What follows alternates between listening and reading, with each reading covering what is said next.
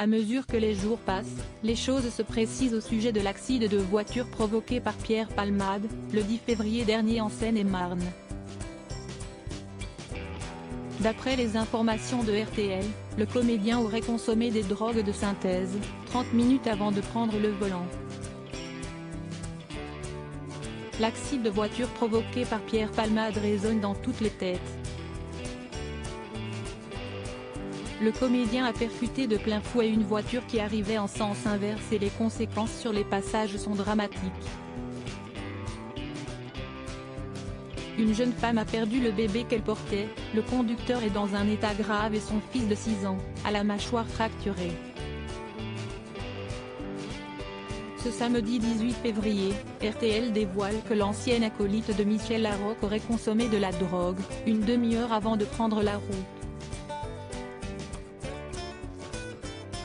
C'est le passager qui s'est rendu à la police mercredi dernier qui a donné des détails sur les minutes qui ont précédé l'accident du comédien.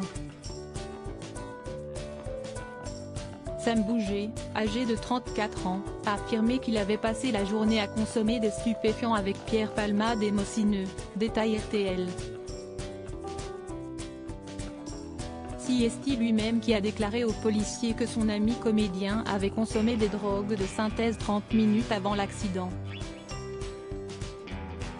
Il a également expliqué qu'il aurait proposé à l'ami de Muriel Robin de conduire à sa place, mais ce dernier aurait refusé, en prétextant qu'il souhaitait conduire lui-même.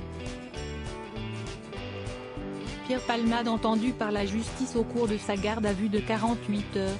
Pierre Palmade avait reconnu avoir conduit sous l'emprise de stupéfiants. Il avait notamment consommé de la cocaïne, comme l'ont démontré les tests toxicologiques. Ce vendredi 17 février, la justice a rendu jugement. Pierre Palmade échappe donc à la prison. Le comédien âgé de 54 ans a été placé sous assignation à résidence au sein du service d'addictologie d'un hôpital, sous surveillance électronique, comme l'a annoncé le parquet de Melun qui a immédiatement fait appel de cette décision.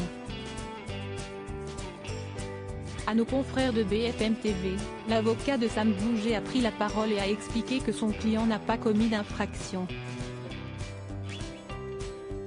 Est-ce que vous êtes responsable de l'accident quand vous n'êtes pas au volant? Non, donc vous avez le droit de partir, a souligné Olivier.